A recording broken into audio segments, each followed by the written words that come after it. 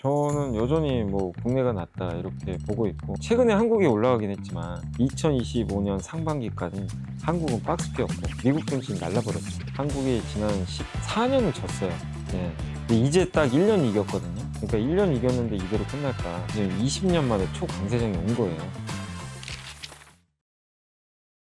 주식시장이라는 게 이렇게 생각하시면 1 더하기 1이 2가 아니에요. 그러니까 어떤 우리 공식이 있죠.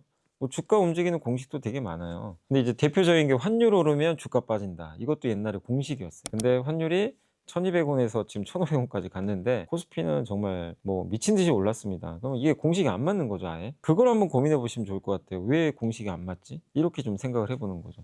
그건 세상이 바뀌었기 때문이죠. 우리나라 환율이 이렇게 오르는 이유는 여러 가지 이유가 있죠. 지금 뭐 대외적인 불확실성도 분명히 있지만, 그전에 왜 이렇게 높은 레벨이 이어졌냐면 달러 수요가 너무 많아요. 그러니까 우리나라만 그런 게 아니라 일본도 그렇고요. 보통에 이렇게 그 대미 흑자가 많아지잖아요. 그럼 달러가 많이 들어오잖아요. 그 달러를 그 나라의 본국에 가져와서 그걸 뭐 저장을 하는 부분도 있겠지만, 그 많은 이제 달러를 이제 받고 나서 다시 이제 그거를 가지고 미국에 투자를 한다거나 이런 수요가 많은데, 실제 우리나라 기업들 보면 미국의 요구 조건도 있다 보니까 대미 투자를 굉장히 늘리고 있죠. 옛날과 다르게 중국에 투자하는 게 아니잖아요. 미국에 공장 짓고. 이 수요가 엄청나. 이거 다 달러로 하는 거고. 또 서학개미 분들, 뭐 작년에 아시겠지만 정말 많은 미국 주식 매수를 했죠. 이게 새로운 어떤 이제 트렌드가 바뀐 건데, 그런 것들이 위기랑 아무 상관이 없어요. 그냥 달러가 좋은 거죠. 달러를 선호하고 미국 주식 선호하고 미국에 공장 지어야 되고. 예. 그런 것들은 우리나라 코스피의 악재라고 보기가 어려운 거죠, 사실은. 그래서 환율 올라가는 게 그게 굉장히 컸기 때문에 이번 환율과 코스피는 방향이, 어쨌든 과거에는 항상 환율 오르면 주가 빠지고 이렇게 움직였는데, 이번엔 같은 방향으로 갔던 거죠. 그래서 뭐 이번에 환율 상승은 우리나라가 위기 때문에 올랐던 건 아니기 때문에 크게 걱정하실 필요는 없고, 다만 이제 중동 문제나 이런 것들이 좀 계속 커져 가지고 환율이 1,500원 넘고 1,600원을 만약에 가게 된다. 그 경우에는 이제 우리나라에 문제가 생긴 거잖아요. 예, 그럴 때는 또 시장이 환율이 오를 때 빠져버릴 수도 있어요. 예, 그러니까 왜 지금 환율이 오르는지만 이유만 아시면 돼요. 최근에는 보시면 환율이 오르면 주가 지수가 빠집니다. 왜 그러죠? 이게 대외 리스크를 반영해서 그런 거예요. 어쨌든 지금 중동 리스크가 끝나질 않다 보니까 이렇게 이제 환율이 오르면 주가 지수가 빠지는 옛날 공식으로 다시 돌아간 거죠. 항상 그 이 조건에 따라서 모든 게 변하기 때문에 환율이 무조건 오르면 악재다, 아니다, 이거를 좀 구분해서 보실 필요는 있고, 또 한 가지가 우리나라 내수 경기 별로 안 좋은 것 같잖아요. 그다음에 경제 지표도 뭐 물론 GDP 성장률 올라간다고 하지만 뭐 소비재 기업들은 실적도 별로 안 좋은 것 같은데 주가 지수는 연일 사상 최고치를 경신했죠. 근데 이거는 우리만 그런 게 아니라 미국도 똑같습니다. 미국도 빅테크, AI로 돈 버는 기업들은 계속 신고가를 내면서 지수는 사상 최고가인데, 미국의 나이키, 룰루레몬, 월마트, 맥도날드 이런 소비재 기업들은 주가 많이 빠져요. 왜냐하면 미국도 소비가 썩 좋진 않거든요. 우리도 비슷해요. 근데 그들이 빠졌다고 나스닥이 빠졌나요? 나스닥은 얼마 전까지 사상 최고가 갔거든요. 한국도 비슷하죠. 그래서 그 나라의 지수를 구성하는 시가총액 상위 큰 기업들이 어떤 지금 상황이냐, 이걸 보시면 돼요. 근데 우리나라는 보면 아까 말씀드린 대로 삼성전자, 하이닉스 이 두 개가 절반을 차지해요. 여기가 좋으면 좋은 거고 나쁘면 나쁜 겁니다. 아무리 내수가 호황이어도 삼성전자, 하이닉스가 수출해서 반도체로 돈을 못 벌면 코스피는 폭락하는 거죠. 근데 반대로 지금 내수가 안 좋지만 이들이 지금 둘이 합쳐서 올해만 한 500조 벌 거거든요. 네, 그런 상황이 좀 이제 이어지고 있기 때문에 결국 그 삼성전자, 하이닉스를 비롯한 우리나라 시총 상위 기업들이 대부분 그 수출 기업이고, 이들이 돈을 많이 벌고 있기 때문에 이들 주가는 당연히 오르겠죠. 이들이 오르면 내수 경기랑 상관이 없어요. 그냥 코스피는 급등하게 돼 있습니다. 그래서 시장의 구조는 어쨌든 지수를 결정하는 거는 시가총액 상위 기업들의 실적이다. 실적과 성장성. 이게 결정하기 때문에 뭔가 좀 지표 안 좋은데 오르는 건 저는 굉장히 이거는 당연한 현상이다. 이렇게 좀 말씀을 드리고 싶습니다. 코스피가 급등한 거는 반도체가 이제 압도적으로 성과를 내니까 간 건데, 근데 코스닥은 아닙니다. 코스닥은 반도체가 있지만 1등이 어디죠? 바이오예요. 바이오가 안 갑니다, 지금. 안 가는 이유는 여러 개가 있죠. 일단 너무 좋아요, 반도체가. 상대적으로 좋으니까 수급이 글로 쏠렸고. 두 번째가 이 바이오에 대한 신뢰가 떨어졌죠. 삼천당 제약 쇼크도 좀 있었고 예전에 알테오젠이 로열티율이 5%인 줄 알았는데 생각보다 2%로 낮았고 ABL 바이오의 최근에 어떤 임상 결과도 그렇게 썩 기대에 미치지 못했고 시장 참가자들이 바이오에 대해서 약간 시선이 좀 냉정해지기 시작한 거죠. 그래서 어쨌든 코스닥이 살아나려면 바이오에 대한 신뢰가 높아져야 되거든요. 근데 이게 시간이 걸리겠죠. 당장 뭐가 나오는 게 아니니까.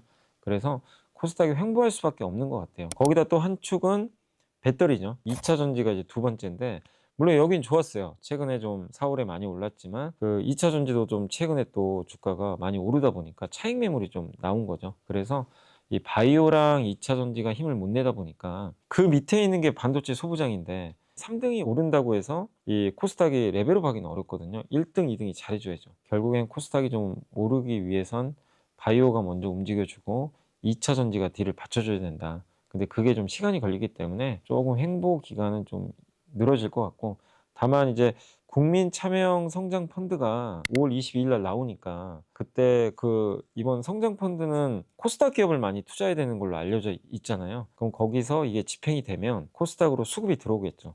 또 하반기에 정부가 코스닥 활성화 대책도 내놓는다고 하니까 결국 저는 코스닥도 시간 문제다. 오를 수 있다. 다만 지금 당장의 뭔가 모멘텀은 코스피에 비해서 부족하니까 조금 더 늘어진다라고 생각을 하고 있습니다. 국민성장펀드가 아마 이제 벤처기업이나 좀 뭔가 리스크 있는 기업 투자하다 보니까 좀 이제 불안한 것도 사실이죠. 이거 투자를 혹시 해가지고 손해보면 어떡하지? 근데 일단은 조건이 좋은 게 정부가 마이너스 20%까지 원금 보전을 해줘요. 그러니까 내가 20% 까먹어도 그 펀드에 가입해서 손해를 막아주니까 이 점은 되게 매력적이죠. 그래서 그 점이 좀 완충제 역할을 할 것 같고요. 그 다음에 굉장히 매력적인 게 세액공제 혜택이 좀 좋습니다. 아마 1,800만 원까지 세액공제를 해주니까 내가 소득이 좀 많을수록 여기에 가입을 많이 하게 되면 그만큼의 연봉에서 좀 세금이 그 나가는 부분을 덜어낼 수가 있는 거죠. 그래서 그런 점은 상당히 좀 매력적인데 다만 이제 주의하실 게 뭐냐면 이게 5년 동안 자금이 묶이게 돼요. 그러니까 5년 동안 환매를 못 한다는 게. 그러니까 내가 이제 급하게 자금이 필요할 수도 있잖아요. 근데 그럴 때 이걸 환매를 하고 싶어도 할 수가 없다는 게 그게 좀 단점입니다. 그래서 반드시 국민 참여형 성장 펀드를 만약에 이렇게 내가 가입을 한다고 치면 여유 자금으로 하셔야 됩니다. 정부가 이걸 하는 목적은 국민 성장 펀드에 이제 하나의 자금으로 이걸 넣어 가지고 우리나라의 주요 AI 기업이라든가 바이오 기업 되게 첨단 산업들 있죠. 이걸 정부가 지원을 해서 이 돈 가지고 좀 기업들 성장할 수 있게 만들자라는 취지이기 때문에 취지는 되게 좋거든요. 그리고 바이오 코스닥만 하는 게 아니라 코스피도 투자가 가능해요. 그래서 무조건 뭐 이 벤처 기업이나 위험한 기업만 투자하는 건 아니니까 어느 정도 포트폴리오 구성도 저는 안정적으로 일부는 하지 않을까라고 생각을 하고 있습니다. 그래서 저는 단점보다는 장점이 되게 많다고 생각을 하거든요. 일단 새로운 돈이 만들어지잖아요. 정부가 주도를 하고 국민들이 가입을 하고 물론 직접적인 돈은 아니지만 그 돈이 들어가서 기업들한테 뿌려지고 특히 코스닥에 좋죠. 코스닥에 벤처기업에 많이 들어갈 거기 때문에 그리고 그런 걸 통해서 정부가 하려는 목적은 우리나라도 나스닥처럼 좋은 좀 기업들 많이 발굴해서 이 코스닥 시장에 상장시키자 이런 게 목표거든요. 그래서 비상장 기업 같은 데도 투자를 해서 똘똘한 기업들 많이 있어요. 그리고 우리나라도 그런 벤처 생태계가 잘 돼야 되거든요. 그래야 대만이나 이런 미국처럼 혁신 기업들이 되게 많이 나올 수가 있어요. 그래서 우리나라 물론 대기업 되게 잘하지만 벤처 기업은 좀 뭔가 경쟁력이 떨어지는 거 아닌가 이런 우려가 있잖아요. 이 돈이 마중물 역할을 할 수 있기 때문에 저는 국내 그 성장률 제고 측면에서도 상당히 긍정적이고 국내 증시 코스닥에도 영향을 긍정적으로 줄 수 있기 때문에 저는 여러 면에서 좋은 효과가 좀 나지 않을까라고 예상을 하고 있습니다. 저는 여전히 뭐 국내가 낫다 이렇게 보고 있고 왜냐하면 지난 15년 동안 2010년부터죠. 최근에 한국이 올라가긴 했지만 2025년 상반기까지는 한국은 박스피였고 미국 증시는 날라버렸죠. 예. 한국이 지난 14년을 졌어요. 예. 근데 이제 딱 1년 이겼거든요. 그러니까 1년 이겼는데 이대로 끝날까 그렇게 생각 안 하고 또 우리나라 코스피는 지금 20년 만에 초강세장이 온 거예요. 보통 이렇게 강세장 오면 1년 만에 끝나는 경우가 없습니다. 보통 2년, 3년 가거든요. 밸류로 봐도 미국 S&P 500은 PR이 20배가 넘는데 우리나라 코스피는 반도체가 너무 좋아가지고 지금 코스피가 7.5배밖에 안 돼요. PR이. 여전히 싸고. 그리고 또 이것도 중요하죠. 그동안 과거에 보면 미국 기업들이 빅테크들은 독점이죠. 돈을 많이 벌어요. 투자 그렇게 많이 안 합니다. 버는 현금을 어떻게 했죠? 자사주, 소각, 주주환원을 많이 했어요. 주가 계속 오릅니다. 대표적인 게 애플 같은 기업들이죠. 그러면서 밸류가 올라갔는데 지금은 그걸 할 수가 없어요. 애플은 그렇게 하더라도 마이크로소프트, 아마존, 메타, 그다음에 구글 이 4개 기업은 데이터 센터에 엄청난 투자를 해요. 올해만 1200조. 우리 한국 돈으로. 그래서 번 돈의 많은 부분을 주주 환원에 쓰는 게 아니라 데이터 센터 짓는 데 투자를 해야 돼요. 이 돈들이 글로 가죠. 그러면 이 돈을 받아서 수익 내는 기업이 어디죠? 삼성전자, 하이닉스, 효성중공업 막 이런 기업들이에요. 그러니까 미국 기업들이 투자하는 돈들이 결국 한국 기업들한테 들어가니까 이 수혜를 우리가 받는 거거든요. 그런 구조가 저는 내년까지는 좀 이어질 거라고 좀 생각을 하거든요. 이들이 갑자기 뭐 데이터 센터를 우리 더 이상 투자 안 하겠다. 뭐 이럴 것 같지도 않고 지금 컴퓨팅 수요가 워낙 폭발하고 있기 때문에 그런 걸 본다면 우리나라 그러니까 미국 주주분들한테 주주환원으로 갔던 돈이 한국 기업으로 이제 이렇게 돌아버린 거죠. 그러면 이제 답은 나온 거거든요. 이 구조가 이어지는 이상 국내 주식을 투자하는 게 저는 맞다. 비투 이게 뭐 하지 말라고 해서 안 하실 분들은 아닌 것 같아요. 하실 분들은 또 하시니까. 네, 말씀드리고 싶은 거는 비투는 9번 잘하다가도 그 마지막 한 번에 비투 잘못해 가지고 망하는 경우도 되게 많아요, 주변에 보면. 그래서 되도록 안 하시는 게 좋고 특히 이렇게 코스피가 엄청 올랐잖아요. 오른 구간에서 8천 찍고 지수가 어떻게 됐죠? 한 번에 6% 폭락합니다. 비투하면 보통 신용대출하면 3배까지 가능하거든요. 그러면 하루에 이게 6% 빠지면 한 20%가 날아가 버려요, 원금에. 순식간에. 여기서 고점에서 한 20% 빠지잖아요. 내 원금의 한 40에서 절반이 날아가 버립니다. 그만큼 위험해요. 하락장이 만약에 오면은 뭐 데미지가 너무 크니까. 근데 반대로 생각하면 강세장에서 너무 좋죠. 더 많이 수익 낼 수 있으니까.